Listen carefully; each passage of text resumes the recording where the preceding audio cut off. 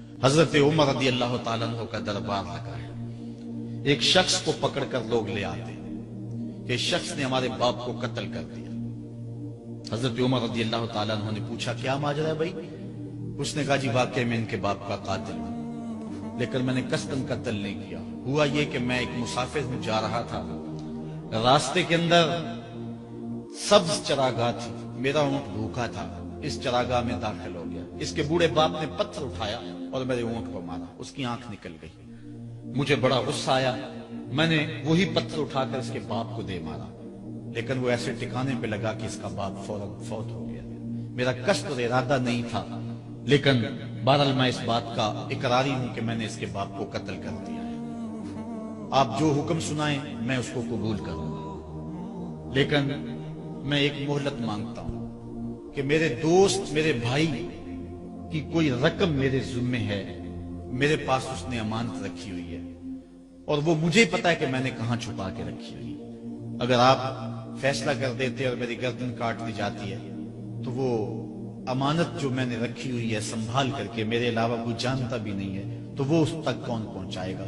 اگر آپ مجھے 3 دن کی مہلت دے دیں تو میں جا کر کے اس کی امانت اس کو واپس کر کے پھر واپس آؤں گا، پھر یہ پھندا پھانسی کا میں اپنے گلے میں ڈلوانے کے لیے تیار ہوں۔ حضرت عمر رضی اللہ تعالیٰ عنہ نے فرمایا کہ کوئی شخص تیری ضمانت دے دے تو ہم تجھے چھٹی دینے کے لیے تیار ہیں۔ اس نے دائیں بائیں دیکھا، پورے مدینے میں اس کا کوئی شناسہ ہی نہیں تھا، واقف ہی نہیں تھا، ایک اجنبی شخص تھا۔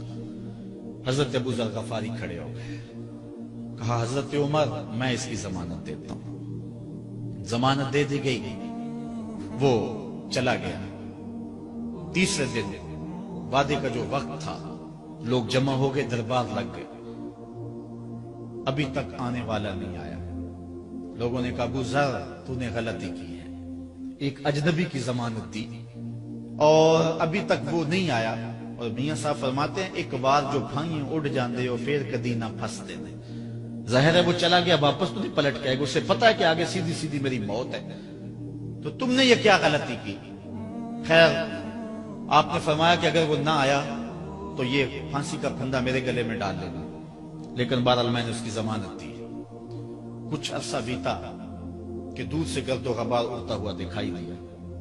جب صورت واضح ہوئی تو وہی شخص تھا۔ حضرت عمر فاروق رضی اللہ تعالیٰ عنہ کے دربار میں کھڑا ہو کہنے لگا حضرت کسی وجہ سے تاخیر سے پہنچا ہوں، معذرت چاہتا ہوں، اب جو حکم ہے پورا کیجیے۔ حضرت عمر رضی اللہ تعالیٰ عنہ اس کے پھانسی کے احکامات جاری کر چکے تھے۔ آپ نے فرمایا کہ ابو ذر یہ بتا کہ تو نے اس کی ضمانت کیسے دی جب تو اسے جانتا نہیں تھا؟ تو سن حضرت ابو ذر غفاری نے کیا کہا، کہا ایک اجنبی میرے محمد کے مدینے میں پناہ مانگ رہا تھا اور اس نے چاروں سمت دیکھا اور کوئی شخص نہیں تھا جو اس کو امان دیتا اور اس کی ضمانت دیتا، تو میں نے اس لیے ضمانت دے دی کہ نہ بھی آیا تو اپنی جان چلی جائے گی، کل کو یہ تو نہیں کہے گا کہ محمد کے مدینے میں کسی نے ضمانت مانگی تھی، پورے شہر میں کوئی ضمانت دینے والا نہیں تھا۔ اس کو کہا کہ انہوں نے تو ضمانت دے دی، میاں اب تو بتا کہ تو چلا گیا تھا، تجھے جانتا کوئی نہیں تھا، نہ پلٹ کے آتا تو تجھے کوئی پوچھنے والا نہیں تھا، تو نے یہ دوبارہ موت کے منہ میں کیوں اپنا سر رکھا ہے؟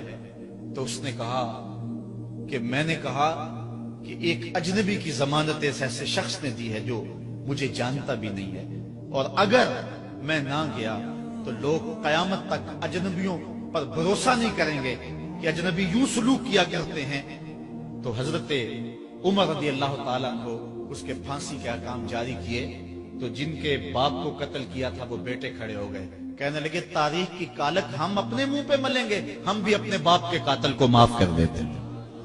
یہ ہماری تاریخ ہے، یہ ہماری کہانی ہے، لیکن آج ہم کس جگہ پہ کھڑے ہیں اور کیا ہماری صورتحال ہے؟ نہ ہمارا کردار رہا اور نہ ہمارا کوئی تشخص رہا۔ آج ہم نے اپنا تشخص بھی مٹا کے رکھ دیا، اپنے طرز زندگی بھی بدل دی، نہ ہماری باطن کی وہ روشنی رہی، نہ ظاہری وہ صورت رہی کہ ہم پہچانے جائیں کہ حضور کے غلام ہیں، بلکہ آج بھانت بھانت کی بولیاں بول رہے ہیں۔ اقبال نے کیا کہا تھا، اپنی ملت پر قیاس اقوام مغرب سے نہ کر، خاص ہے ترکیب میں تجھے قوم رسول ہاشم۔